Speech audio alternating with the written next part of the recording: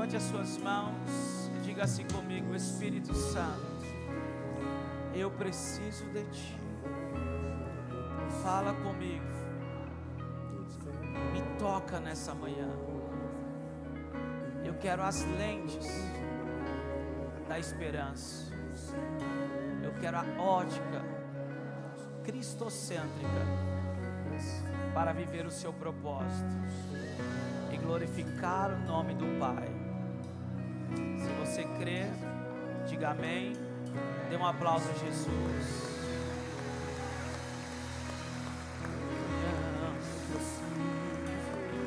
Obrigado, Espírito Santo.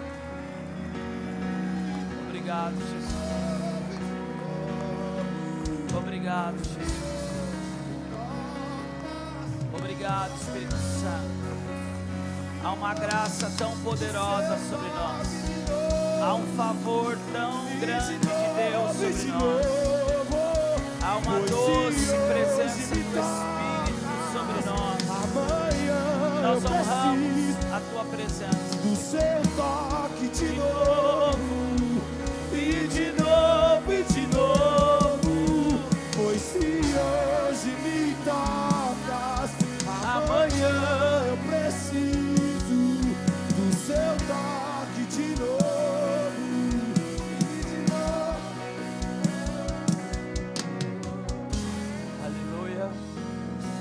Glória a Deus. Obrigado, queridos. Que bênção.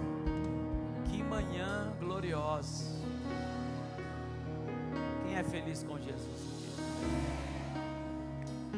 Dê um sorriso para esse irmão que está do seu lado e diga: você é uma bênção.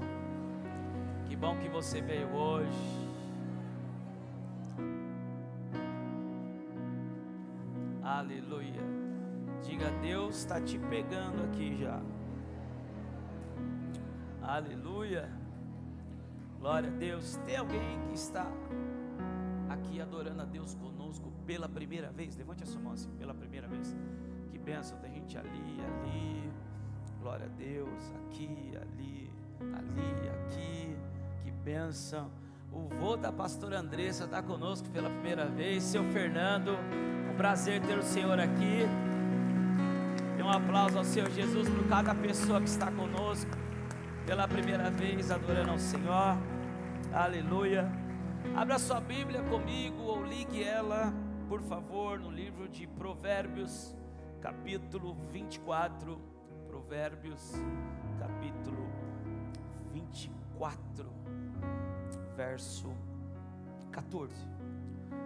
Como é bom podermos iniciar nossa semana com a primícia, a entrega do primeiro dia da semana ao Senhor, nas primeiras horas do primeiro dia da semana ao Senhor, e consequentemente, a palavra nos afirma que aquele que primicia, o restante da sua colheita será santificado.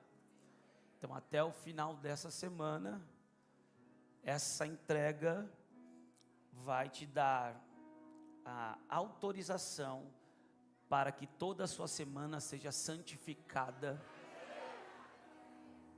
para que você prospere em todos os sentidos e a proteção divina do Senhor sobre você. Uma das coisas que também o princípio da primícia entrega nos dá o direito de receber a proteção geracional. Jesus é a primícia de muitos irmãos. Jesus foi a primícia dos primeiros que ressuscitaram em Deus.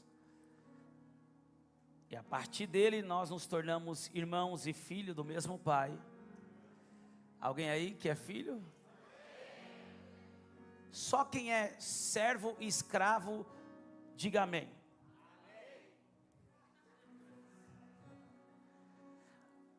Só que eu não posso aceitar isso, porque João 15, Jesus disse: eu não vos chamareis mais de servos, ou seja, de escravos. A religião nos ensinou a ser escravos da religião, a sermos funcionários, trabalhadores apenas de uma religião. Mas Jesus disse: eu não vos chamarei mais de servos ou escravos, porque muitos eram escravos de uma religião. Mas ele disse: eu vos chamo de amigos. Amigo aponta para um outro nível de intimidade, um outro nível de relacionamento, um outro nível de proximidade, de confiança. Você não confia em qualquer pessoa, você confia em amigos verdadeiros. Jesus está dizendo: eu chamo vocês de meus amigos, porque um escravo não sabe o que faz o seu senhor, mas eu tenho feito vocês conhecer tudo aquilo que eu tenho ouvido de meu Pai. Então só quem é escravo e servo, diga amém. Por favor, leia João 15:15 em casa. Eu sei que é uma brincadeira somente, mas só quem é filho de Deus, herdeiro e co-herdeiro com Cristo, diga amém.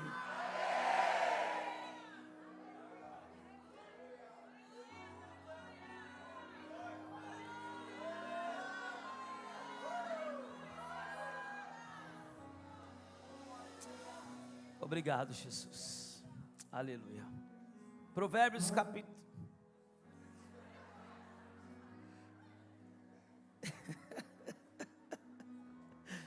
Provérbios 24:14. Aleluia. Diz assim: saiba que assim é a sabedoria para a sua alma. Se você a encontrar, haverá um futuro, e a sua esperança não será frustrada. Amém? Toma o seu lugar aplaudindo ao Senhor. Nós declaramos, Senhor Jesus, que não há ninguém maior ou melhor do que o Senhor nesse lugar. Tudo aqui é para o louvor da sua glória. Amém? Queridos, nessa semana eu estava meditando e voltando no tempo, fazendo uma retrospectiva e pontuando momentos cruciais que me levaram a viver uma transformação como pessoa, como filho de Deus.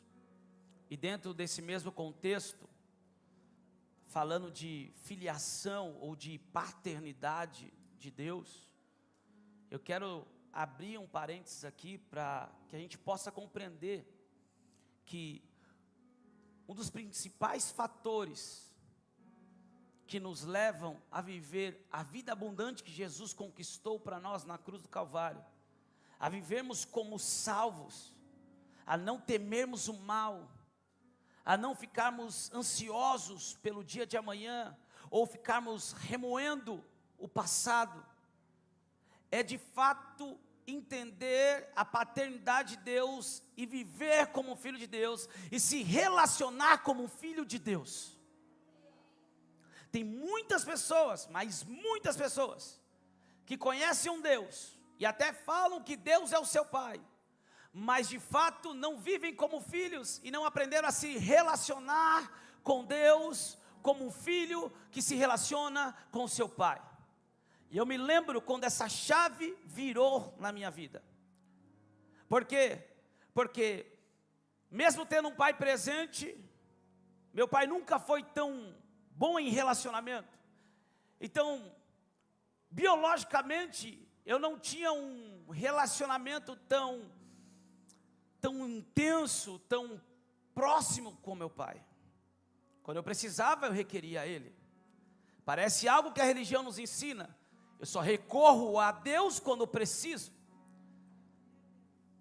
Quando eu estava passando por algum momento que eu precisava de uma certa proteção, então eu recorria ao meu pai. E muitos de nós também aprendemos assim: só vou recorrer a Deus quando eu estiver precisando de ajuda, em apuros, para uma certa proteção. Ou nós recorremos a Deus para uma provisão, ou para uma proteção. Se nós abrirmos uma enquete nas igrejas, ou até mesmo nas religiões, as pessoas elas estão buscando por um tipo de provisão material, a grande maioria material, financeira, E há uma guerra tremenda aí, há um impasse tremendo. Porque a religião nos ensina a buscar Deus pelas coisas financeiras. E a escola, e a educação, e a cultura não nos ensina a administrar coisas financeiras. Chacoalha duas pessoas e diga, se prepare. Hoje você está entrando em uma sala de aula.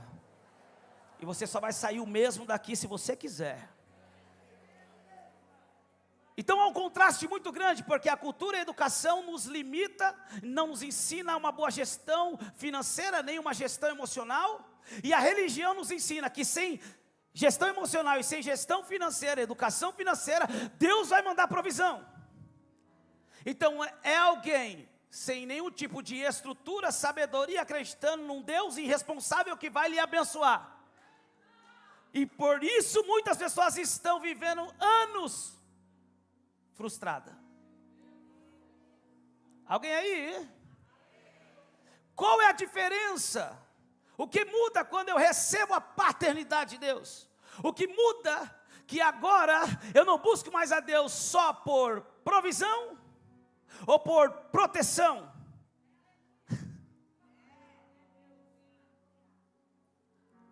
Durante toda a sua infância, você não tinha outro lugar para se desenvolver, para ser formado, disciplinado, encorajado, que não fosse a sua casa. Quando eu entendo a paternidade de Deus, eu entendo que eu me relaciono com Deus e eu moro na sua casa. Eu não entro na casa de Deus quando eu venho para o culto. Eu estou na presença dEle todo dia. O salmista disse, vale mais um dia nos seus átrios do que 1000 em outros lugares. Vale mais um dia na sua presença do que 1000 em outros lugares. Eu habito nesse lugar. O santo do santo, que é o terceiro ambiente desse primeiro ambiente, que é o átrio, é o santo, e o santo do santo é o terceiro, é o ambiente de intimidade. Um nível muito intenso, um nível de relacionamento totalmente diferente. É um nível que não é mais você que faz, é Ele que faz. Esse lugar, o santo do santo, quem já pisou no santo do santo? Agora era para cantar. Libera o microfone dele aí, senão eu não vou pagar mais pizza para ninguém aí dessa equipe aí. Escute. Não é só para visitar. Tem gente que está tão travada, o diabo não quer impedir, que agora está mexendo no celular, ao invés de estar recebendo essa revelação que muda a vida dela. Está construindo uma barreira para não receber a revelação que pode transformar a vida, a identidade, os dias, o destino, as gerações, e não terminar a sua vida como um derrotado, fracassado, como só mais um refém de um sistema maligno. Mas o que está sendo liberado aqui é para que a identidade seja ativada, a paternidade seja liberada e possamos acessar o destino e o futuro que Deus tem para nós. Alguém aí comigo? Eu acho que nós vamos sair do ambiente de aula e vamos entrar no ambiente profético. É assim que Ele faz, Ele muda, Ele que faz, Ele que move. Santo do Santo não é um lugar de visitação, de êxtase.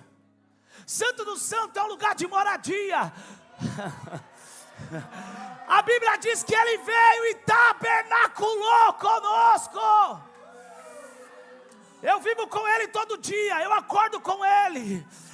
Eu vivo com Ele. Eu trabalho com Ele. Eu cuido dos meus filhos com Ele. Eu amo a minha esposa com Ele. Eu venho para a igreja com Ele. Eu não venho para buscar Ele. Eu venho com Ele para adorar os meus irmãos que também carregam Ele. E por isso que esse ambiente começa a mudar. A atmosfera começa a mudar. Algo começa a mexer dentro de nós.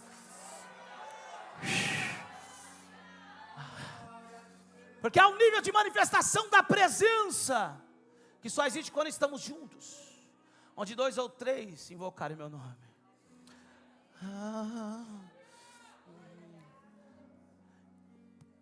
Vou concluir essa introdução de forma muito simples e objetiva. Quem é filho, gosta de estar com o pai.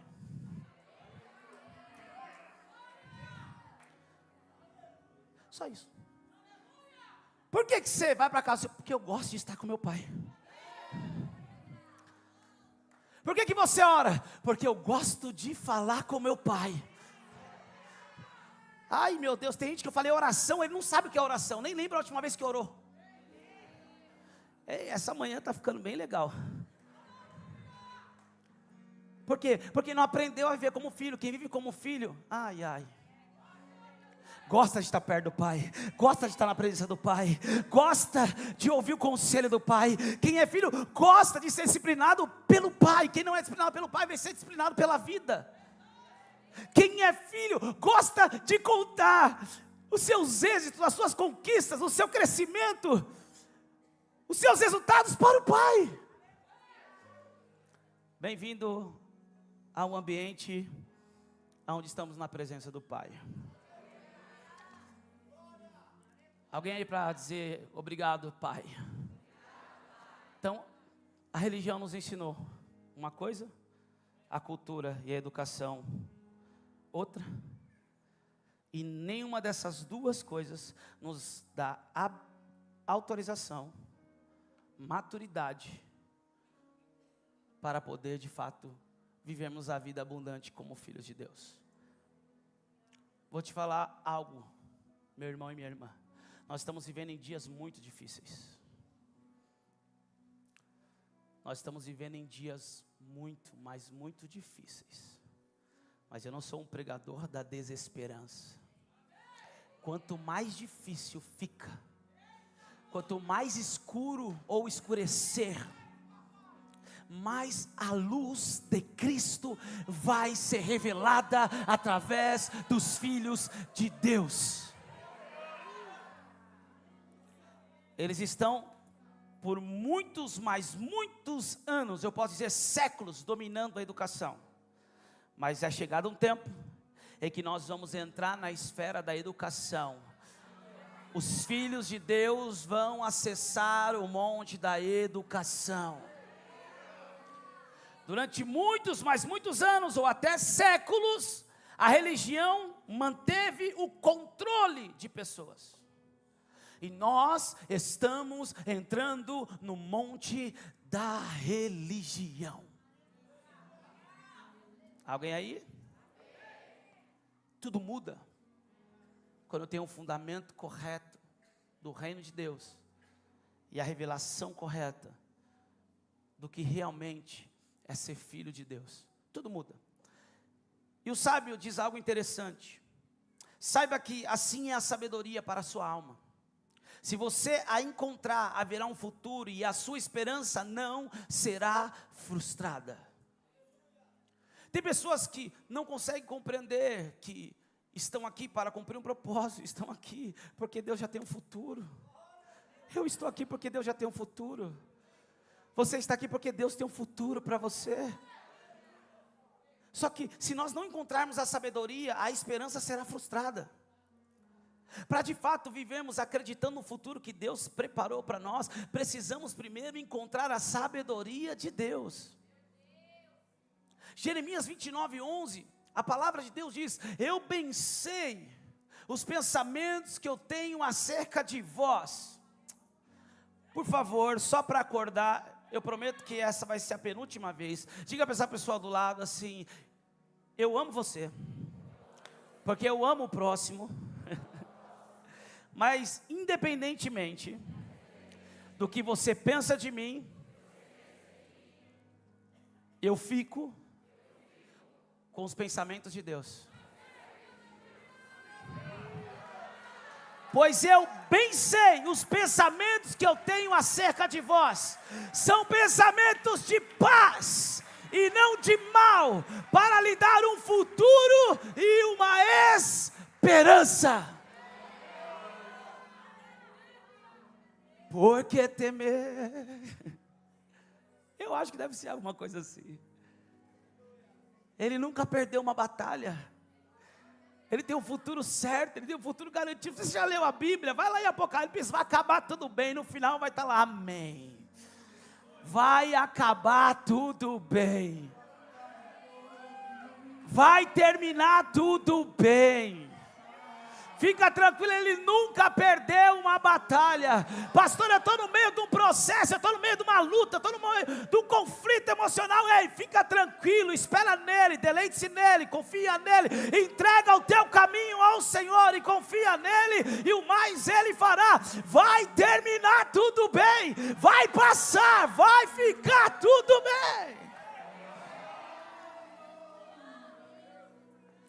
Muitas pessoas, muitas famílias, até acreditam em um futuro, mas vivem em dois extremos. Qual é o primeiro extremo? Medo do futuro. Medo comum da grande maioria dos seres humanos. Medo do desconhecido. Medo do futuro. E o segundo extremo, ansiedade pelo futuro.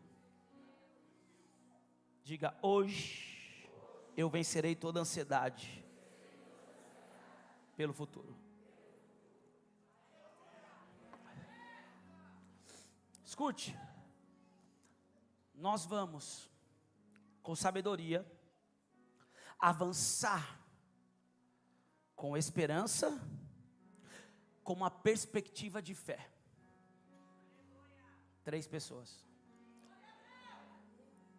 Nós vamos, como diz essa palavra, encontrar a sabedoria.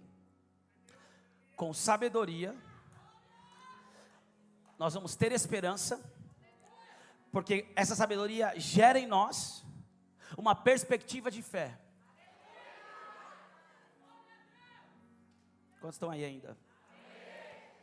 A Bíblia nos ensina que o futuro não é construído apenas com sonhos, e nem apenas com planejamento, mas sim com fé, mais sabedoria. Escute, a fé é para acessarmos o impossível, aquilo que nós não podemos fazer, com a nossa capacidade intelectual, com a nossa capacidade física, com a nossa capacidade financeira. A fé nos leva a acessar o que nada disso é capaz de fazer. Mas a sabedoria é o que nos leva a de fato fazer com diligência tudo aquilo que nós somos capazes de fazer. Quantos estão aí ainda? Fé em Deus, mas sabedoria da palavra. Eu fiz algumas anotações importantes aqui. E a primeira delas é: fé nos mostra para onde ir. Porque fé está ligado com a visão. Fé nos mostra para onde ir. E sabedoria nos ensina como chegar lá. Fé é a visão. Eu vou. Hebreus 11:1 é o firme fundamento das coisas que não se veem, mas a certeza daquelas que se esperam. Eu vou, eu sei. Como? A fé não explica como, mas a sabedoria nos ensina como chegar. Alguém aí? Porém, fazendo essa retrospectiva, pontuando alguns momentos muito importantes que virou a chave na minha vida, como a paternidade de Deus, como entender reino de Deus, como entender que sem sabedoria nós caminhamos como meninos, e meninos não podem receber grandes responsabilidades, porque não amadureceram. A sabedoria nos leva ao amadurecimento. E também entender que amadurecimento só vem com obediência. Pessoas imaturas e irresponsáveis são consideradas irresponsáveis e também não confiáveis, porque são imaturos. Gálatas capítulo 4, verso 6, se o herdeiro for um menino, nada o indifere de um escravo, mesmo sendo senhor de tudo. Eu fui pontuando algumas coisas e há algo tremendo, que de fato vai nos levar a viver o destino que Deus preparou para nós. É a mudança de perspectiva. Nós precisamos compreender que o futuro começa com a perspectiva correta. Diga comigo, o meu futuro começa a entrar em ação com a perspectiva correta. Se eu não tenho perspectiva, eu não tenho acesso ao futuro. Se eu não tenho perspectiva, eu não sei para onde estou indo. Provérbios 23, 18. Coloque para mim, por favor, filho. Provérbios 23, 18. Abra aí, anote aí se você quiser.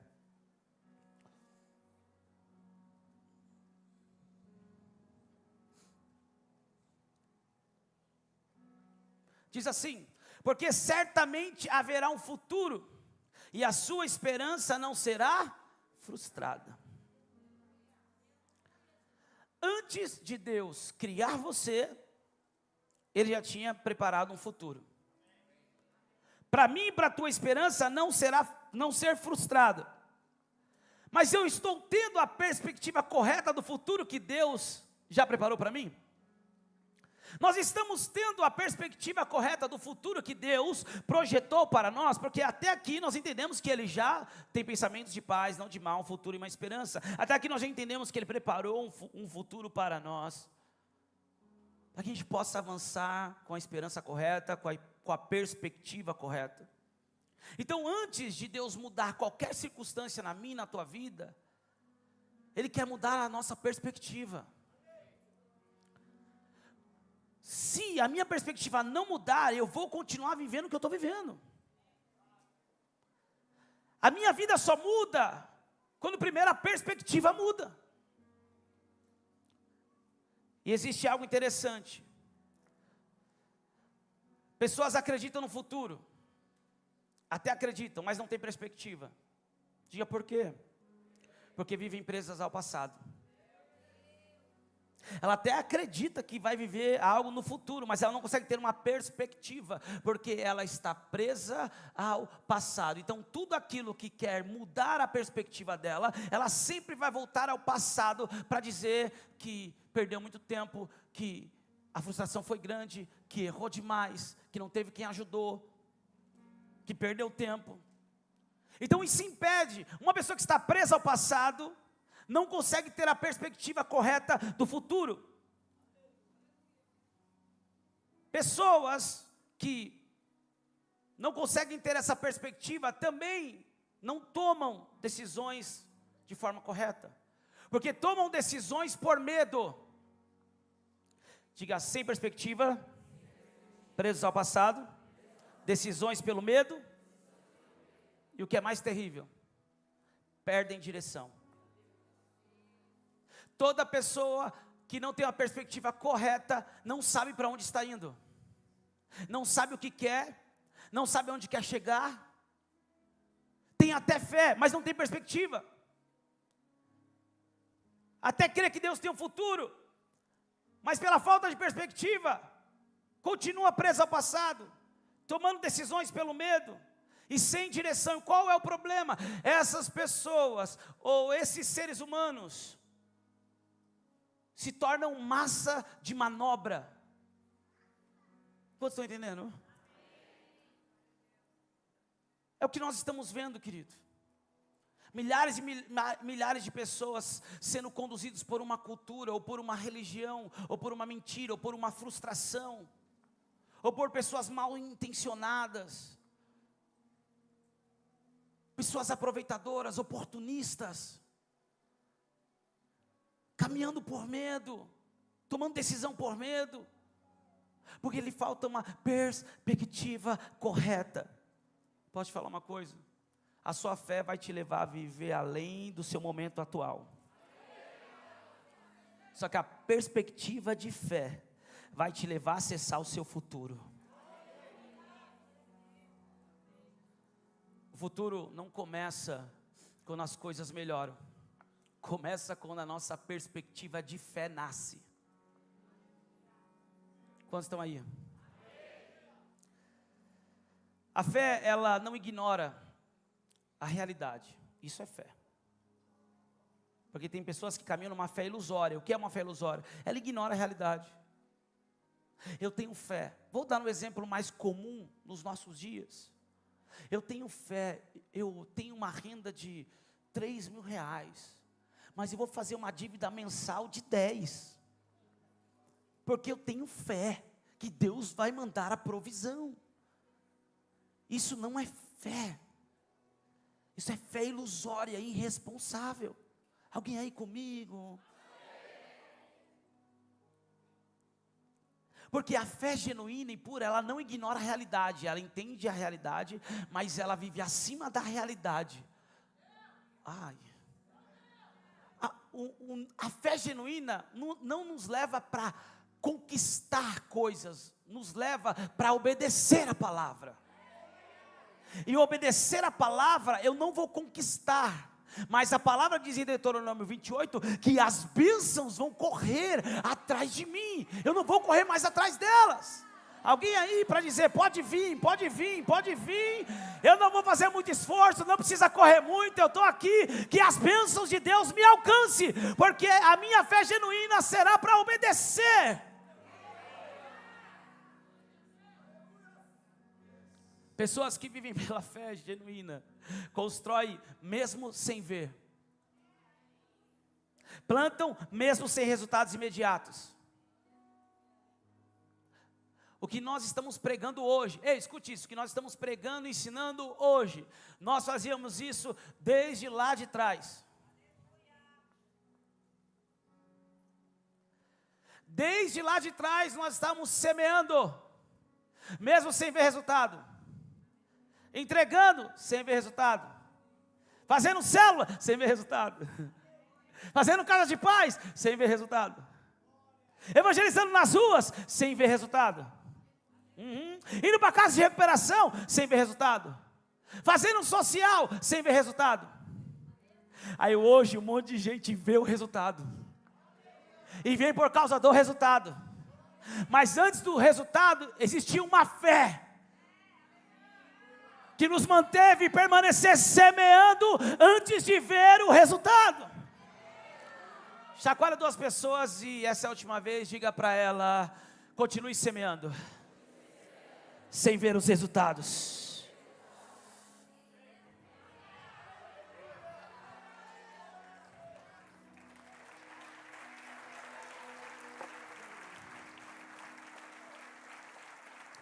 Essa fé, quem vive por esse nível de fé, permanece mesmo em dias difíceis. Existem pessoas que têm uma grande dificuldade de permanecer nos dias difíceis e nos dias de abundância. E aqui eu linko com o que Paulo nos ensina. Ele usa a vida dele como testemunho. Eu sei padecer necessidades. Sabe o que ele estava querendo dizer? Eu sei permanecer firme nos momentos de necessidade.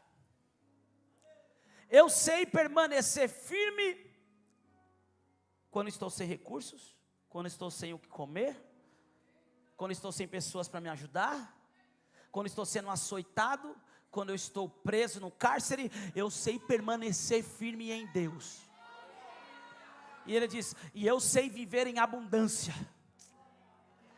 Ele está dizendo, eu sei também permanecer firme, com todo recurso, com um monte de gente me paparicando, do meu lado, com abastança, podendo fazer o que eu quiser com recurso, porque não falta recurso. Eu sei permanecer firme, porque essas coisas não governam o meu coração.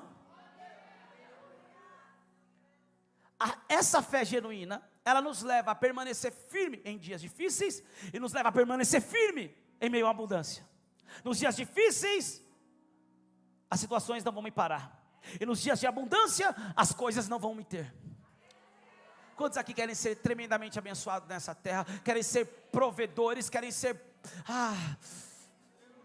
sustentadores? Quantos querem ser mantenedores? Existem dois tipos de pessoas, e é natural, e eu respeito isso. Existem pessoas que querem pão, porque não querem esforço. Existem pessoas que só querem ajuda, não querem ajudar. Não tem problema, a Bíblia diz que Deus dá pão para quem tem fome, para quem pede, mas Deus dá semente para quem semeia. Então eu preciso escolher que tipo de pessoa eu vou ser. Que categoria de filho de Deus eu vou querer viver? Em qual categoria? Como alguém que só pede ou como alguém que está disposto a se tornar um mantenedor? Qual é a diferença entre um e o outro? Voltamos para a sala de aula. Qual é a diferença entre um e o outro? A diferença é que quem quer pão, pega o pão pronto. E quem pega algo pronto não tem sabedoria para ajudar ninguém. Não tem maturidade para ajudar ninguém. Não tem propriedade, não tem storytelling, não tem prova social, não tem experiência. Comeu, pronto, acabou. E amanhã eu peço de novo, quero pão. Mas e quem pede semente? Pegou pronto? Você já plantou alguma coisa na sua vida? Eu já plantei banana, já plantei feijão, eu já plantei feijão de novo, já plantei maconha. Ei, deixa pra lá, esquece isso. Isso foi em outra vida. Já plantou? Tu tem que pegar a semente, tem que ver se a semente é boa. Você tem que ir lá, arar a terra, fazer o buraco, colocar a semente, fechar, molhar e ficar aguardando. Se tem algum inseto chegando, você tem que ir lá cuidar, você tem que proteger, não deixar ninguém pisar, não deixar ninguém mexer. As irmãs que plantam no vaso, então as crianças não podem chegar perto desse vaso, não podem chegar perto da minha planta. Tem um cuidado, tem um trabalho, tem uma dedicação, tem um empenho. Ai, por favor, dê um sorriso para esse irmão do lado, diga, eu sou esse. Eu sonho em ver uma igreja tão madura, que 90% dela vai ser de pessoas que querem semente, e 10% de que querem pão. E até quem quer pão, uma hora vai mudar a mentalidade e vai querer semente. Então quem planta, quem investe, quem se dedica, quem trabalha, quem aprende que o tempo é a escola da espera, da confiança em Deus, da dependência de Deus, começa a ter autoridade, propriedade, para poder ensinar, para poder ajudar. Porque agora, você planta uma semente, e quando você colhe uma semente só? Deus é tão lindo, mas Deus é tão lindo, que não existe nenhum fruto que você planta uma semente, e você colhe só uma semente. Você plantou uma semente, vai crescer. E vai dar 1, 2, 3, 4. E nós estamos debaixo, eu quero refrescar a sua memória, de algo espiritual. Nós estamos debaixo de uma capacitação sobrenatural. Nós estamos debaixo de uma unção que eu coloquei o nome de a unção do 100x. Que unção é essa? A unção do 100 vezes mais. A Bíblia diz que Isaac plantava uma semente, e no mesmo ano colhia 100,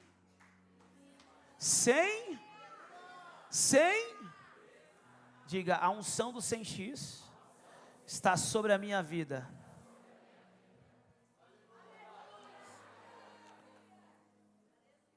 Vamos compreender algo interessante e importante. Se eu planto mal, o mal nunca vai voltar na mesma medida. Ei. Se eu planto o bem nunca vai voltar na mesma medida. Paulo nos ensina em Gálatas 6, 8, 9, 10. Não nos cansemos de fazer o bem. Eu fiz a pergunta, quantos querem viver algo e ser mantenedores, querem avançar, poder impactar a sua família, servir a sua família, servir as pessoas? Eu quero.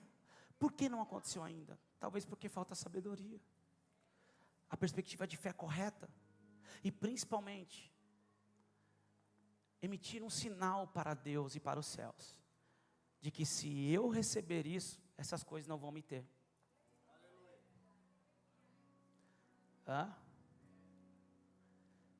Existem pessoas que pela linguagem você entende que ela está desabilitada a prosperar. Só pela linguagem. Porque ela valoriza mais o que você tem do que quem você é. Eu não ando com pessoas que se aproximaram de mim por causa dos meus resultados. Mas eu honro pessoas que caminham comigo e acreditam na visão antes de eu mostrar qualquer tipo de resultado. Ai, alguém aí comigo? Porque essas pessoas também se tornarão pessoas imparáveis. Escreverão a sua própria história. Porque aprenderam a permanecer firme nos dias maus e a não ser comprado, seduzido pela abundância dos dias bons. Alguém aí ainda? 10 minutos, tá bom? Eu quero falar aqui da história de um homem, e a história é bem conhecida. E esse homem teve a perspectiva de fé. Escute, existe 2 tipos de perspectiva. A perspectiva natural. A perspectiva natural, ela vem das nossas experiências. Eu tenho uma perspectiva de que vou viver algo, porque eu já sei, eu tive uma experiência lá atrás. Por isso que também muitas pessoas não avançam. Ela teve uma perspectiva de frustração, ela teve uma experiência de frustração, e a perspectiva dela é de frustração. Não sei se você já conheceu alguém que já teve 32 namorados, 53 apaixonados, 127 romance, e nenhum deu certo. E hoje ela não consegue acreditar que vai ser possível ter um relacionamento sadio, saudável. Porque a perspectiva dela está baseada nas experiências passadas. Eu quero dizer que o seu passado foi lançado no mar de esquecimento. E mediante essa atmosfera de revelação, de transformação, debaixo da unção do Espírito Santo que despedaça todo o jugo, você vai ter um relacionamento saudável, você vai viver a família dos seus sonhos, o seu casamento será um modelo. Alguém precisa pegar, os solteiros nessa hora tinha que sair correndo, ofertar, se jogar no chão. O seu casamento será um modelo para a sua parentela, para as próximas gerações. Você vai ver os filhos dos teus filhos, a paz em Jerusalém. Você vai desfrutar do matrimônio, da família, porque a sua perspectiva está mudando hoje. A minha e a sua perspectiva não pode mais estar atrelada às experiências decepcionantes e frustradoras do passado. Come on. Perspectiva natural também é construída por aquilo que nós estamos vendo agora, pelo cenário atual. Perspectiva natural também é construída pelos nossos sentimentos, por aquilo que estamos sentindo. Existem pessoas extremamente magoadas, existem pessoas extremamente amarguradas. Falta de perdão. Ela não consegue ter uma perspectiva de fé, porque ela está presa à mágoa, à falta de perdão.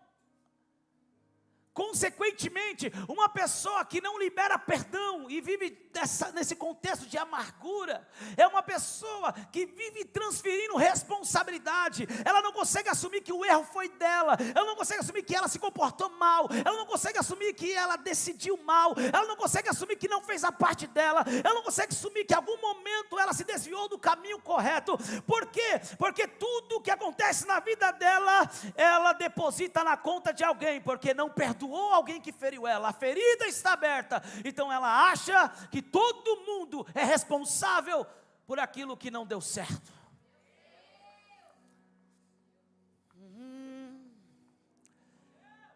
Obrigado, Jesus. Diga obrigado, Espírito Santo. Só esses 10 minutos de mensagem já te economizou cerca de 10 mil reais de terapia. A pastora Andressa agora riu. Como que você fala isso se vocês estão abrindo a clínica agora? Porque também você vai receber terapia, se quiser, com fundamento. Aleluia. Já pensou se nós ensinássemos isso nas terapias? Um dia para entender, outro dia para poder saber como viver, terceiro dia para ser curado e quarto dia só para despedir. Foi muito bom. Alguém aí comigo? É nessa hora que a gente identifica pessoas que ainda estão transferindo responsabilidade. Porque quem está parado na mágoa, na falta de perdão e transfere responsabilidade dentro do contexto do vitimismo, ela não quer ser liberta. Quem está entendendo? Mas quem de fato quer viver debaixo de uma sabedoria de Deus, com a perspectiva correta, sabe que é necessário ser liberto o mais rápido possível de tudo aquilo que te prende. Diga obrigado, Jesus. A perspectiva de fé, ela é gerada através de algo chamado sabedoria. A perspectiva de fé correta, gente, eu não estou falando da fé ilusória, eu não estou falando de uma fé irresponsável, eu estou falando de uma fé correta. Essa fé correta só pode ser gerada através da sabedoria de Deus. E como eu alcanço e encontro a sabedoria, como nós lemos no primeiro texto, como eu encontro a sabedoria para caminhar com a perspectiva de fé correta? Number one, temor a Deus. Temor a Deus é o princípio de toda. E temor não é medo, temor é honra, temor é respeito. Temor é saber que eu tenho um fundamento, e eu não posso construir a minha casa fora desse fundamento, porque se eu construir fora desse fundamento, a qualquer momento pode desabar. Então eu preciso edificar a minha vida sobre a palavra. Tem pessoas que até conhecem a palavra, mas só revelam se são sábios quando começam a praticar a palavra. Aí, pastor, eu amo o culto da IAP. Não estou nem aí. Não muda nada na sua vida. Pastor, eu amo a sua pregação. Embora, em alguns momentos dá vontade de ir embora. Também não estou nem aí. Pastor, eu amo quando a pastora Andressa prega.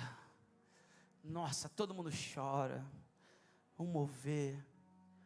Eu amo como o pastor Lucas prega. A gente sai da cadeira, a gente voa, a gente entra na unção do pica-pau. Eu amo quando o pastor Joás prega, a veia dele até salta assim, parece João Batista no deserto. Eu amo quando o Rafinha prega, que ele só prega rindo. Também não estou nem aí. Porque para mim, com experiência e um pouquinho de maturidade que eu alcancei, eu sei que nada disso transforma a nossa vida. Mas o que transforma a minha e a tua vida, eu posso até gostar de tudo isso, mas é obedecer a palavra, é pegar a palavra, é colocar ela no meu coração. O que eu aprendi nesse culto hoje, isso. Você vai ver que no outro dia já vem um teste, para se a gente vai obedecer ou não. Às vezes chegando em casa já vem um teste. Você vai almoçar hoje, talvez vai vir um teste. Para ver se você vai colocar em prática a palavra ou não. E aí, se eu cravei a palavra no meu coração, obedeci, coloquei em prática, eu estou revelando um nível de sabedoria que estou alcançando em Deus. E esse nível de sabedoria muda a minha perspectiva de uma perspectiva natural para uma perspectiva de fé. Alguém pode dar um aplauso ao Rei dos Reis e Senhor dos Senhores? Perspectiva natural, experiências, a realidade atual, sentimentos, perspectiva de fé, temor, sabedoria, obediência à palavra. Alguém aí comigo? Muda completamente. Quando nós caminhamos com a perspectiva de fé, nós começamos a construir o nosso futuro agora.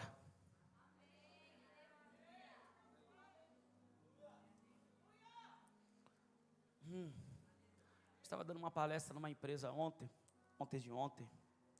não lembro agora, que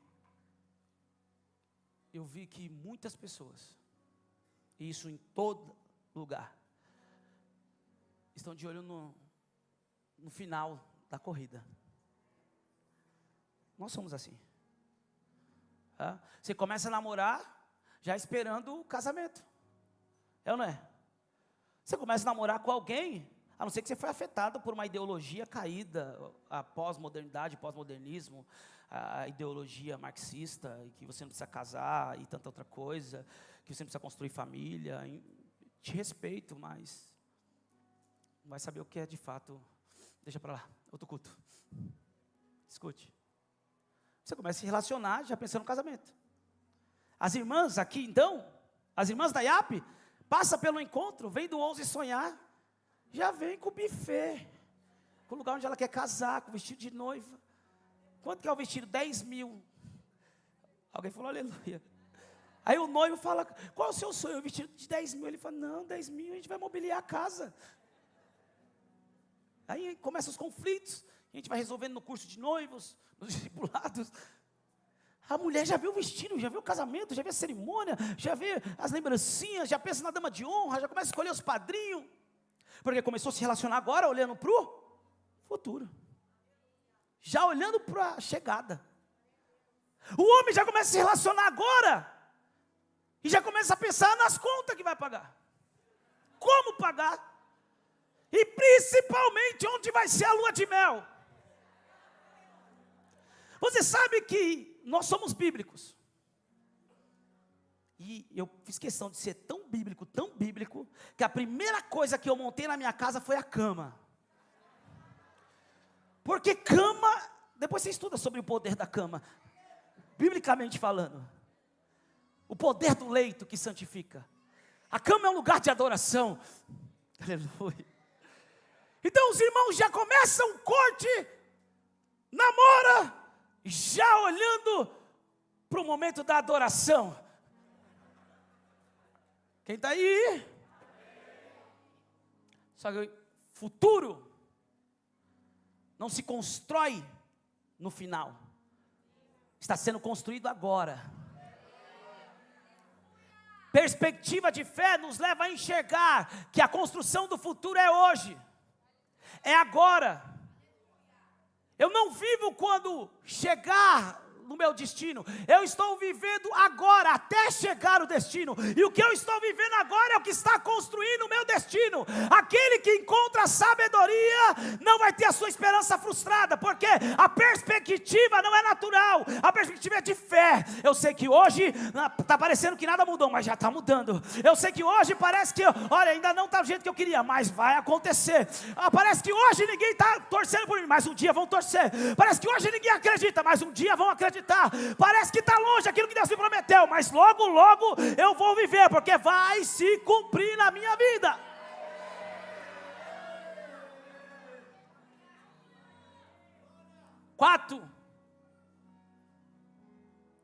Quatro coisas que manteve a vida de José durante a sua jornada para acessar o seu destino. Número 1, com a perspectiva de fé, foi construído nele uma perspectiva de futuro. José tinha 17 anos, quando Deus mostrou o futuro dele em Gênesis. José tinha 17 anos, quando Deus mostrou o futuro dele em Gênesis 37. Mas agora José está no poço, José está na escravidão e na prisão, mas ele não perdeu a perspectiva. Como isso? O cara está no poço, foi vendido como escravo, foi parar na prisão, mas nada disso roubou essa perspectiva. Por quê? Porque perspectiva de fé me traz perspectiva do futuro. O que significa? Que a realidade, a situação pode ter mudado. Alguém aí comigo? José era filhinho do papai, foi fácil receber a revelação do futuro? Era o filho mais novo, tinha a capa colorida, a túnica colorida, a primeira capa. Fácil ter perspectiva de futuro aí.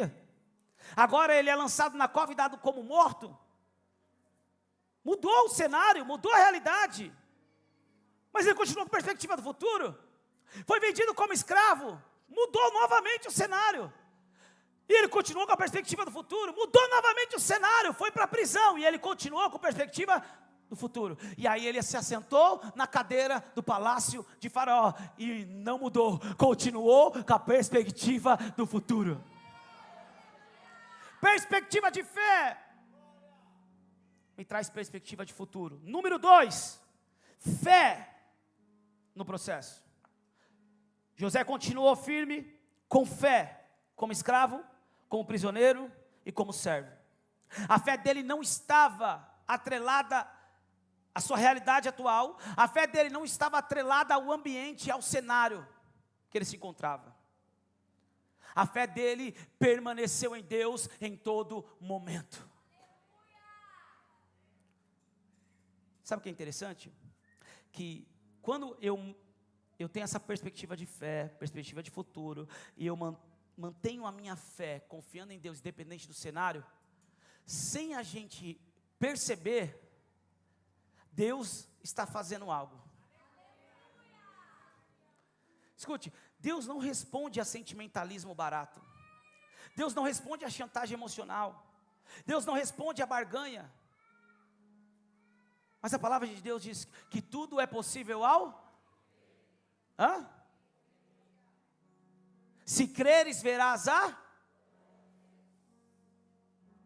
Então, quando eu tenho fé em Deus em meio ao processo, eu não estou vendo, porque estou no meio do processo, mas Deus já está fazendo, porque Deus responde à nossa fé. Ai, alguém entendeu? O maligno se alimenta do medo, da dúvida, mas Deus reage à nossa fé.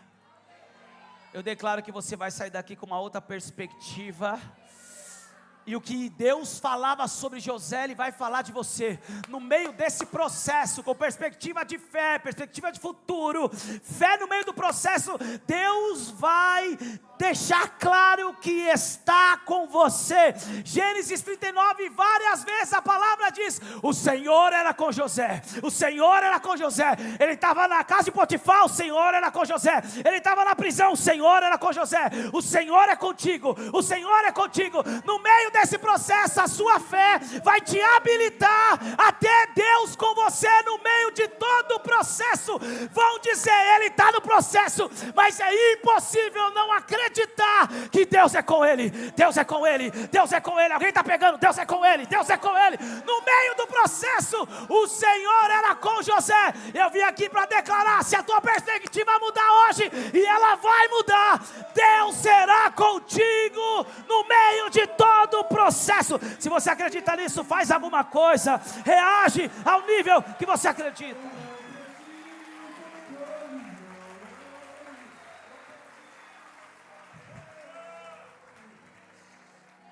Terceiro, perspectiva de fé nos traz a sabedoria para construir o futuro.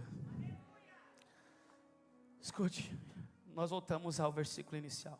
Sabedoria para a esperança não ser frustrada. Sabedoria para construir o futuro. Quando José chega ao Egito, ele usa planejamento, administração, estratégia e disciplina. Quando ele chega no Egito, ele administra 7 anos de abundância, ele administra 7 anos de escassez. Ou seja, Deus deu a promessa, mas José precisou de sabedoria para sustentá-la. Algumas pessoas se incomodam quando nós começamos a amadurecer, porque os nossos comportamentos mudam, o nível de responsabilidade é outro. Não dá mais para tolerar algumas coisas como antes. Porque nós podemos até acessar a promessa, mas se não desenvolvermos essa maturidade através da sabedoria de Deus, nós podemos colocar tudo a perder. Então os processos e a fé no processo, Deus com José, em todo esse momento, é ele sendo preparado para a promessa. Mas ele só conseguiu sustentar a promessa porque agiu com sabedoria. Ele soube como administrar. Ele buscou estratégia. Quantos aqui estão entendendo? Provérbios 24, 3. Quem está aí ainda, diga amém. Quem já foi, diga amém. Aleluia. Com sabedoria se constrói a casa, e com a inteligência ela se firma.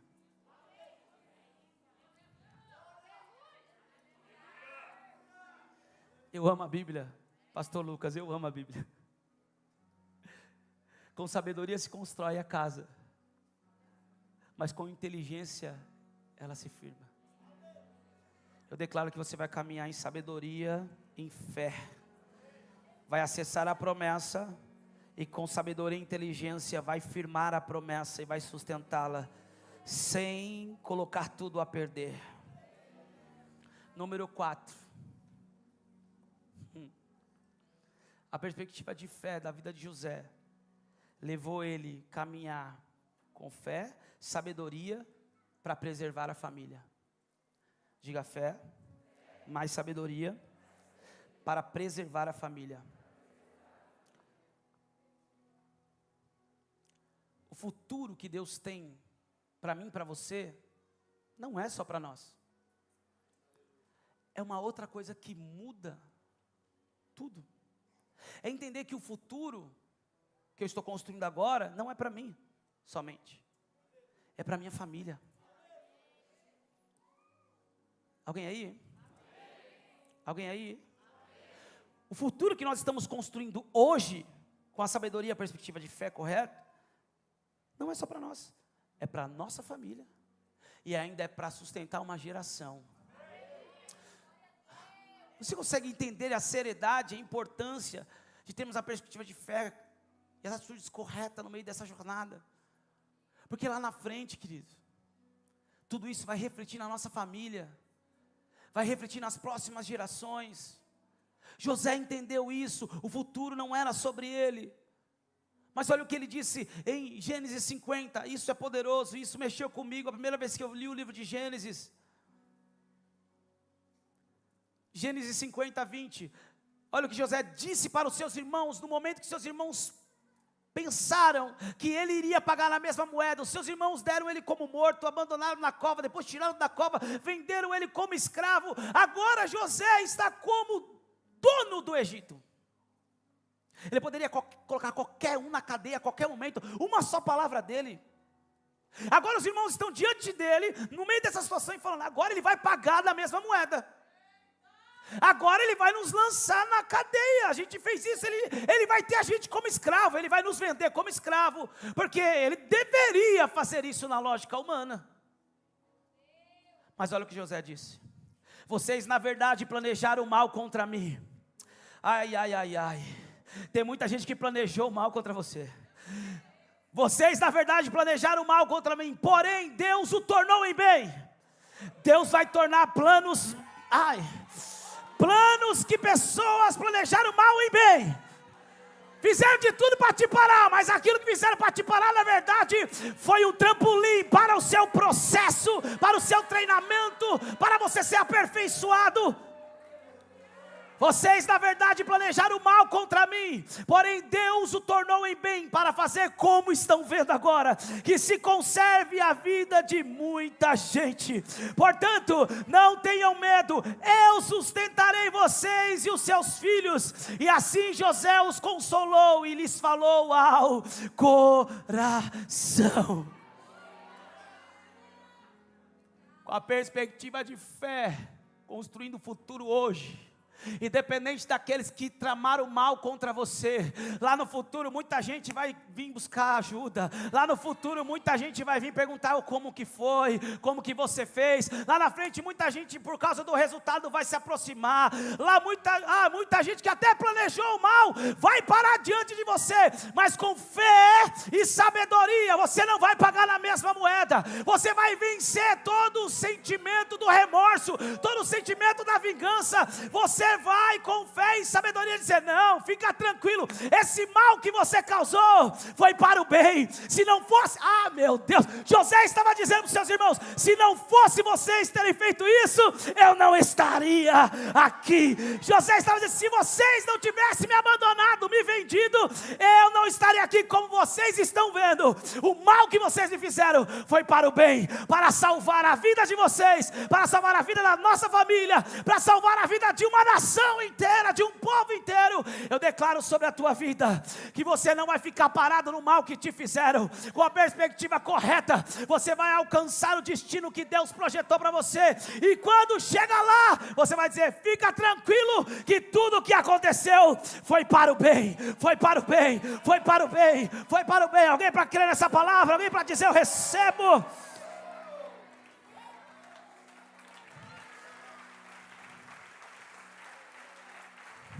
José sonhou pela fé, caminhou com caráter e construiu o futuro com sabedoria.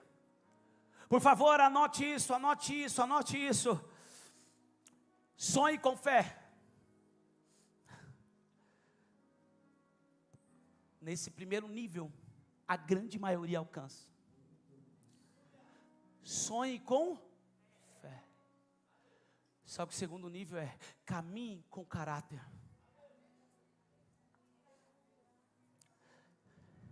É nesse segundo nível que muita gente para. Porque Deus não aprova mau caratismo. Não dá mais para dar o mesmo jeitinho de antes. Não dá mais para dar as mesmas desculpas de antes. Não dá mais para andar com as mesmas pessoas de antes. Porque vão te levar novamente para o erro, para o pecado, para o lamaçal, para a condenação, para a mentira, para o engano, para o roubo, para a droga, para o alcoolismo, para a prostituição. Não dá mais. Caminhe com caráter. Não dá mais para ficar nas mesmas mesas, onde você identifica o caráter de uma pessoa por aquilo que ela fala. Porque a boca fala do que o coração está cheio.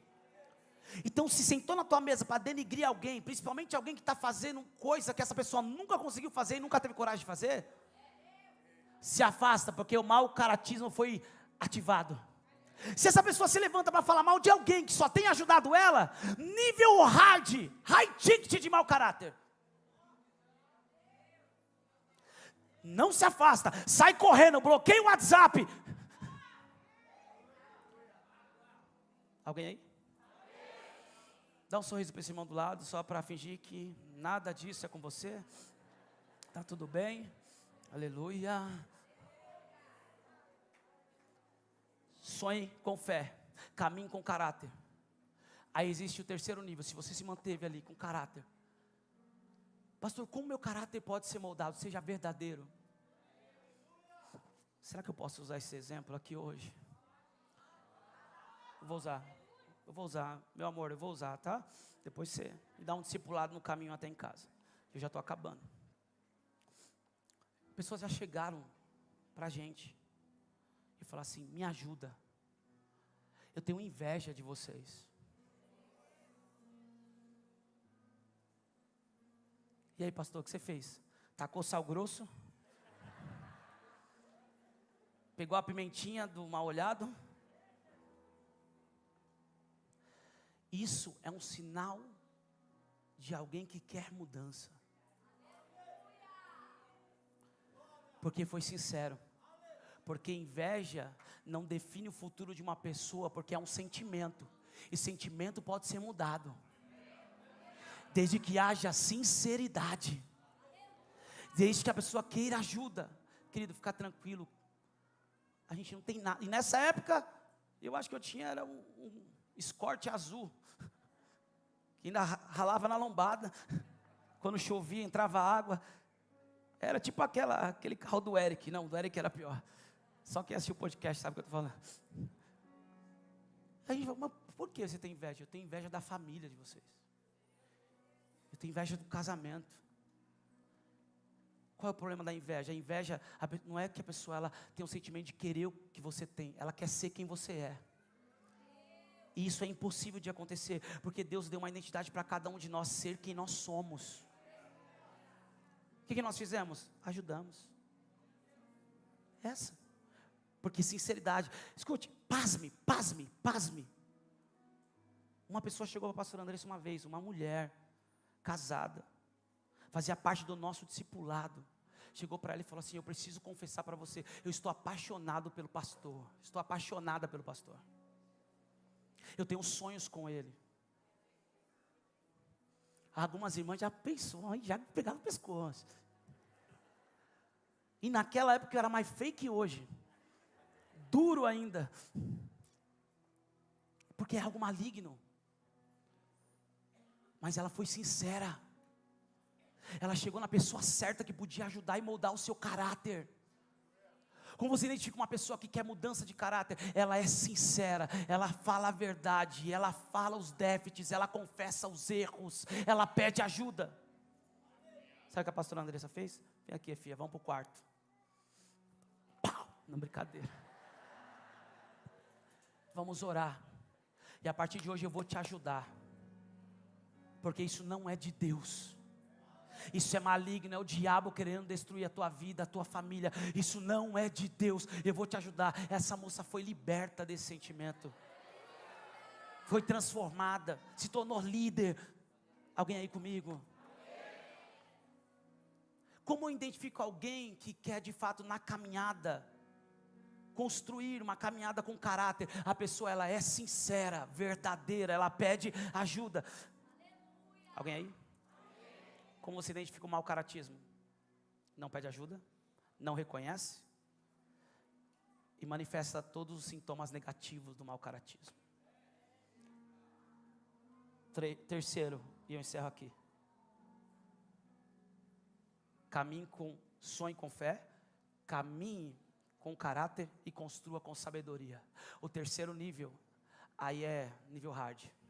Por quê? Porque é isso aqui que você está fazendo hoje. Quem está entendendo?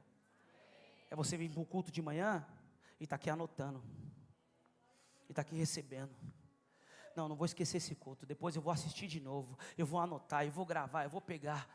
Sabedoria. Precisa se pagar um preço para buscar ela. Alan estava ministrando aqui. Aqui está fácil, você entrou. Para você receber a sabedoria, o conhecimento de Deus. Acesso liberado, porque o véu se rasgou. Mas existem ambientes que você precisa pagar um preço alto para acessar a sabedoria e o conhecimento. Quantos estão aí ainda? Porque eu preciso pagar um preço para isso. Então eu saio de um nível só de fé e de um bom caráter, mas agora também de pagar preço. Temor a Deus. Sentar com pessoas que estão caminhando, desbravando, experientes de propósito, que já manifestou um bom caráter, que caminha numa fé, que sonha sem parar. Por isso que ninguém aqui anda sozinho, queridos. Você sempre vai ter alguém que pelo menos já andou um pouquinho mais à frente. Você já entra numa célula, você já tem alguém que já está caminhando um pouco mais à frente. Talvez você veio do encontro agora, essa pessoa já foi para o encontro, já foi para o reencontro, já foi para um... Ai meu Deus, já fez escola bíblica, já está sendo discipulado, já um pouquinho à frente ela já caminhou para te ajudar. Quem está entendendo? E assim eu vou buscando sabedoria. Diga, vou sonhar com fé, caminhar com caráter e construir com sabedoria. Deus revela o futuro pela fé, mas Deus sustenta o futuro com a sabedoria. Se coloque de pé, por favor, eu quero orar com você. Dê um aplauso a Jesus para ficar bom.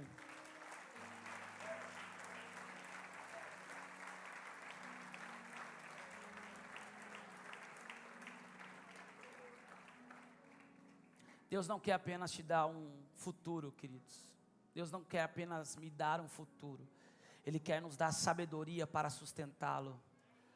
Esse é o ano da sabedoria. Esse é o ano que vamos romper em maturidade.